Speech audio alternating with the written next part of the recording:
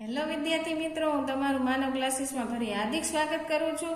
તો ચાલો આજે આપણે ધોરણ 8નો 16મો પાઠ જોવાનો છે. તેનું નામ છે સંસદ અને કાયદો. તો ફટાફટ આપણી ચેનલને લાઇક એન્ડ સબસ્ક્રાઇબ કરી નાખો, જેથી તમને અમારા બધા વિડીયો મળી શકે. ચાલો પહેલા એના વિકલ્પ આપણે જોઈ લઈએ. સંસદના બંને ગૃહોના સભ્યોને સામાન્ય રીતે શું કહે છે? તો કે એમપી. સંસદની બેઠકો શાને આધારે નક્કી થાય છે? તો કે રાજ્યની વસ્તીને. લોકસભામાં ગુજરાતની ખાલી જગ્યા બેઠકો છે તો કે 26. લોકસભાની મુદતમાં વધારો કે ઘટાડો કરવાની સત્તા કોની પાસે છે? રાષ્ટ્રપતિ. રાજ્યસભાના કેટલા સભ્યો રાજ્યના પ્રતિનિધિઓ હોય છે?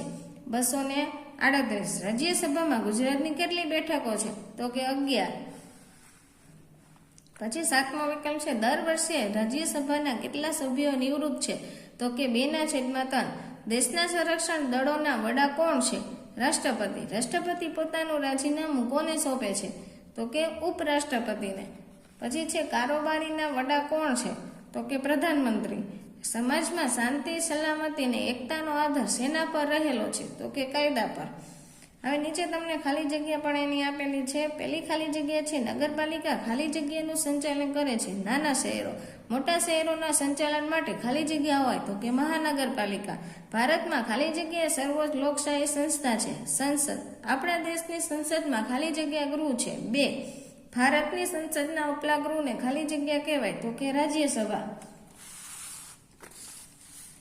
આ બાજુ આવેલા છે આપણા દેશની લોકસભામાં કુલ ખાલી જગ્યા સભ્યો છે 545.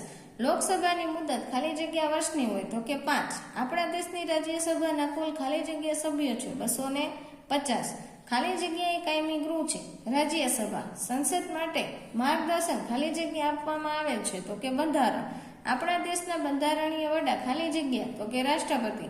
આપણા દેશનો સમગ્ર વહીવટ ખાલી જગ્યાના નામે ચાલે છે રાષ્ટ્રપતિ દ્વારા ચાલે છે. રાષ્ટ્રપતિ ખાલી જગ્યા વર્ષની મુદત માટે ચૂંટાય છે તો કે 5. રાષ્ટ્રપતિની ગેરહાજરીમાં ખાલી જગ્યા ફરજ બજાવશે તો કે ઉપરાષ્ટ્રપતિ.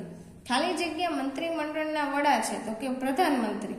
ખાલી જગ્યા પ્રધાનમંત્રીને શપથ ગ્રહણ કરાવે છે તો કે રાષ્ટ્રપતિ. કેન્દ્ર સરકારની મંત્રીમંડળની બેઠકનું અધ્યક્ષપદ ખાલી જગ્યા સંભાળે છે પ્રધાનમંત્રી. સંસદના જે તે ગૃહના વડા કે અધ્યક્ષને ખાલી જગ્યા કહે છે સ્પીકર કહેવાય છે. ચાલો નીચે તમને એના ખરા ખોટા આપેલા છે, જે જોઈને તમે લખી શકો છો. પછી તમને આપેલા છે 1-2 વાક્યના પ્રશ્નના જવાબ. તો આપણે લખવાનું છે આપણા દેશની સંસદ ક્યાં આવેલી છે? તો કે આપણા દેશની સંસદ દિલ્હીમાં આવેલી છે. ભારતની સંસદના કેટલા ગૃહ છે? કયા કયા? તો કે 2 ગૃહ છે, ઉપલું ગૃહ રાજ્યસભા અને નીચલું ગૃહ લોકસભા.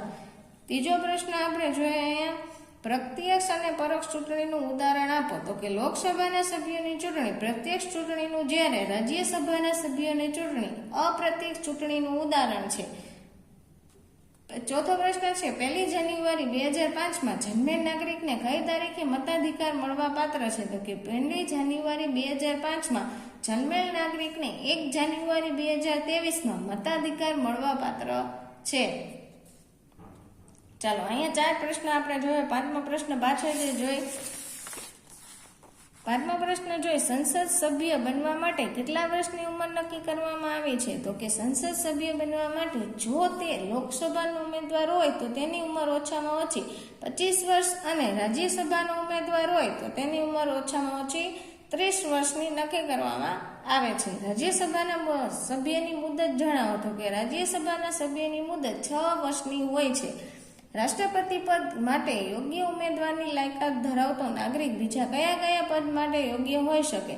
તો કે રાષ્ટ્રપતિ પદ માટે યોગ્ય ઉમેદવારની લાયકાત ધરાવતો નાગરિક ઉપરાષ્ટ્રપતિ લોકસભા અને રાજ્યસભાના સભ્ય પદ માટે યોગ્ય હોઈ શકે છે. પછી છે કાયદા શા માટે ઘડવામાં આવે છે? તો કે સમાજમાં સામૂહિક તેમજ વ્યક્તિગત સ્વતંત્રતા જળવાઈ રહે તે ઉદ્દેશ્યથી કાયદા ઘડવામાં આવે છે. રાષ્ટ્રપતિ દ્વારા કાયદો ઘડવામાં આવે છે કે મંજૂર કરવામાં આવે છે? તો કે રાષ્ટ્રપતિ દ્વારા કાયદો મંજૂર કરવામાં આવે છે. નીચે તમને આપેલા છે એના ટૂંકમાં ઉત્તર. તો પહેલા આપણે ટૂંકમાં ઉત્તર જોઈએ. એના પહેલો પ્રશ્ન છે કારણ આપો. લોકસભાને હાઉસ ઓફ પીપલ્સ તરીકે ઓળખવામાં આવે છે? તો કે લોકસભાના 2 સભ્યો સિવાયના બધા સભ્યોને ભારતીય નાગરિકો દ્વારા સીધા જ ચૂંટવામાં આવે છે. તેથી લોકસભાને હાઉસ ઓફ પીપલ્સ તરીકે ઓળખવામાં આવે છે. પછી છે રાષ્ટ્રપતિ દ્વારા કેવા વ્યક્તિઓની રાજ્યસભાના સભ્યો તરીકે નિમણૂક કરવામાં આવે છે? તો કે રાષ્ટ્રપતિ દ્વારા સાહિત્ય, વિજ્ઞાન, રમતગમત, કલા, સામાજિક સેવા વગેરે ક્ષેત્રોના સંકળાયેલા પોતાના ક્ષેત્રમાં વિશેષ અનુભવ ધરાવતા વ્યક્તિઓની રાજ્યસભાના સભ્યો તરીકે નિમણૂક કરવામાં આવે છે.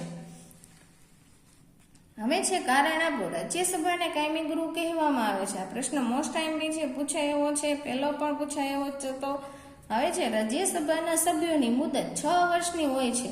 રાજ્યસભામાં દર વર્ષે 1/3 એટલે ત્રીજા ભાગના સભ્યો નિવૃત્ત થાય છે અને તેટલા જ સભ્યોની ચૂંટણી કરવામાં આવે છે. આમ રાજ્યસભાના બધા સભ્યોની મુદત એક સાથે પૂરી થતી નથી, જેથી તેને કાયમી ગૃહ કહેવામાં આવે છે. ચોથો પ્રશ્ન છે આપણા દેશમાં સંસદ શા માટે જરૂરી છે? તો કે આપણો દેશ અનેક વિવિધતા ધરાવતો દેશ છે, જેમાં વિવિધ ધર્મ અને જાતિના લોકો રહે છે. આવી વિવિધતા વચ્ચે દેશના સંચાલન અને વ્યવસ્થાપન જાળવવા માટે સંસદ ખૂબ જ જરૂરી છે. બંધારણ મુજબ સંસદ એ દેશના સંચાલન અને વિકાસ ઉપરાંત સ્થિર પ્રગતિ માટે ખૂબ જ જરૂરી છે. પછી છે ખરડો કાયદો ક્યારે બને છે? તો કે ખરડો કાયદો નીચે મુજબની પ્રક્રિયામાંથી પસાર થયા બાદ બને છે. પ્રથમ વાંચનમાં ખરડાના સિદ્ધાંતો અંગે ચર્ચા થાય છે. બીજા વાંચન વખતે ખરડા અંગેની ઝીણવટથી ગંભીરતાથી ચર્ચા થાય છે. ત્રીજા વાંચન વખતે કલમવાર ચર્ચા થાય છે. પછી બીજા ગૃહમાં ખરડાને મોકલવામાં આવે ત્યારે 3 વાંચનની વિધિમાંથી પસાર થાય અને બહુમતી સભ્યોની સંમતિ મળે છે. ત્યારબાદ બંને ગૃહોની સંમતિ મળી છે તેમ માની રાષ્ટ્રપતિની મંજૂરી માટે મોકલવામાં આવે છે અને સહી બાદ ખરડો કાયદો બને છે. હવે છે મુદ્દાસર પ્રશ્ન. પહેલો પ્રશ્ન છે પ્રધાનમંત્રીના કાર્યો. તો કે એના કાર્ય શું છે? જુદા જુદા ખાતાઓની ફાળવણી, કામગીરીનું સંકલન અને દેખરેખ રાખવા, નીતિ વિષયક નિર્ણયો લે છે એ લોકો. મંત્રીમંડળના સભ્યોની નિમણૂકની પ્રધાનમંત્રીની સલાહ અનુસાર ઔપચારિક તરીકે રાષ્ટ્રપતિ કરે છે. પછી મંત્રીને મંત્રીમંડળમાં લેવો કે ચાલુ રાખવો તે નિર્ણય પ્રધાનમંત્રીનો હોય છે. પછી બેઠકનું અધ્યક્ષ પ્રધાનમંત્રી સંભાળે છે. દેશના ચૂંટાયેલા સભ્યો સંસદમાં સરકારને વિવિધ પ્રશ્નો પૂછે છે. આ પ્રશ્નોના જવાબ આપવા માટે પ્રધાનમંત્રી અને કારોબારી બંધારણીય રીતે જવાબદાર છે. હવે નીચે છે કાયદો અને તેનું મહત્વ. પછી છે સમાજમાં સામૂહિક તેમજ વ્યક્તિગત સ્વતંત્રતા જળવાઈ રહે તે ઉદ્દેશ્યની કાયદા ઘડવામાં આવે છે. ભારતના કાયદો ઘડવાની પદ્ધતિઓ બ્રિટનની સંસદના મોડેલ આધારે વિકસેલી છે. કાયદાઓનો યોગ્ય અમલ થાય તે માટે કારોબારી કાર્યરત હોય છે. આપણા દેશના કાયદા દરેક નાગરિકને સમાન અધિકાર આપે છે. જો કાયદા મુજબ કામ ન થાય કે કોઈને અન્યાય થાય ત્યારે દેશનો નાગરિક ન્યાયતંત્ર પાસે જાય છે. હવે આપણે એને મહત્વ જોઈએ. આપણા દેશનો કાયદો સૌ સમાન અને સૌને સન્માનની નીતિનો આધાર કાર્ય કરે છે. સમાજમાં શાંતિ, સલામતી અને એકતાનો આધાર કાયદા પર રહેલો છે. લોક વ્યવસ્થા તેમજ સુચારુ તંત્ર માટે કાયદો જરૂરી છે. કાયદો ઘડતી વખતે ભારતીય બંધારણના મૂલ્યોને નજર સામે રાખવામાં આવે છે. જો બંધારણની વિપરીત કાયદો ઘડવામાં આવે તો ભારતીય નાગરિક ન્યાયપાલિકા કાયદાને રદબાદલ ઠરાવી શકે છે. આમાંથી તમને કોઈ એક પણ પૂછી શકે કાયદો કીએ તો તમારા કાયદો જ દર્શાવવાનો ને મહત્વ કીએ તો એના મહત્વ દર્શાવવાના આવશે ભેગા. હવે છે સંસદ. આ પણ પૂછાય છે પરીક્ષામાં. તો કે આપણા દેશની સંસદ દિલ્હીમાં આવેલી છે. ભારતના સંસદ એ સર્વોચ્ચ સંસ્થા છે. પછી જે આપણા દેશની સંસદ રાષ્ટ્રપતિ અને 2 ગૃહોની બનેલી છે, જેમાં ઉપલું ગૃહ રાજ્યસભા, નીચલું ગૃહ લોકસભા. આ બંને ગૃહોના સભ્યો MP તરીકે ઓળખાય છે. લોકસભા સભ્યોને પ્રત્યક્ષ મતદાન દ્વારા ચૂંટવામાં આવે છે અને રાજ્યસભાને અપ્રત્યક્ષ રીતે થાય છે. હવે એના કાર્ય આપણે જોઈએ તો કે સંસદ બંધારણના દર્શાવેલ માર્ગદર્શન મુજબ કાર્યો કરે છે. આ કાર્ય માટે વિવિધ સમિતિઓ રચવામાં આવે તો એમાં સુધારા કરવાનું, નવા કાયદાનું, જૂના કાયદાઓને રદ કરવાનું કાર્ય કરે છે. પછી સંસદ બજેટના માધ્યમથી કારોબારી તંત્ર દ્વારા કરવામાં આવતા ખર્ચ પર નિયંત્રણ રાખે છે. સંસદના સરકારની નીતિઓની ચર્ચા થાય છે. સરકારની પોતાની ભૂલો કે ખામીઓનું અવગત થાય છે. પછી છે સંસદની કામગીરીનું દૂરદર્શન ઉપરથી જીવિત પ્રસારણ કરવામાં આવે છે. સંસદના ગૃહોના સભ્યો સ્પીકરના માધ્યમથી મંત્રીમંડળ કે પ્રધાનમંત્રીને પ્રશ્ન કરી શકે છે. પછી વિસ્તારની સમસ્યા રજૂ કરે છે અને સંસદમાં પૂછાયેલા પ્રશ્નોને તેના જવાબોની નોંધ કરવામાં આવે છે. જો તમને કાર્યો કહીએ તો સંસદના કાર્ય તમારે આ દર્શાવવાને સહેલો ઉપરના પોઈન્ટ લખવાના આવશે નહીં. નીચે તમને આપેલું છે લોકસભા વિશે. તો પેલું જેમાં છે ભારતીય સંસદનું નીચલું ગૃહ એટલે શું? તો કે લોકસભા. લોકસભામાં કુલ 545 સભ્યો હોય છે, જે વિવિધ રાજ્ય કેન્દ્રશાસિત પ્રદેશોનું પ્રતિનિધિત્વ કરે છે. સંસદની બેઠકો રાજ્યની વસ્તીના આધારે નક્કી કરવામાં આવે છે અને ચૂંટણી પક્ષ દ્વારા પ્રત્યક્ષ રીતે થતી હોવાથી લોકસભાને હાઉસ ઓફ પીપલ્સ કહે છે. પછી લોકસભાની કેટલીક બેઠકો અનુસૂચિત જાતિ, અનુસૂચિત જનજાતિ પ્રતિઓ માટે આરક્ષિત હોય છે, જે 26 બેઠકો ધરાવે છે. તે સભ્ય બનતા જે વ્યક્તિ ભારતીય નાગરિક હોવી જરૂરી છે. 25 વર્ષ કે તેથી વધુ પણ હોવા જોઈએ ઉંમરના. નાદાર, ગુનેગાર, અસ્થિર મગજનો કે સરકારી કર્મચારી ન હોવો જોઈએ. લોકસભાની મુદત સામાન્ય રીતે 5 વર્ષની હોય છે, છતાં રાષ્ટ્રપતિ ખાસ સંજોગોમાં આ મુદત ઘટાડી કે વધારી શકે છે. 5 વર્ષની મુદત પૂરી થતાં લોકસભા વિસર્જિત કરવામાં આવે છે અને ફરીથી ચૂંટણી દ્વારા તેમની રચના કરવામાં આવે છે. ચલો આ બાજુ પણ આજે એના પોઈન્ટ આપેલા છે.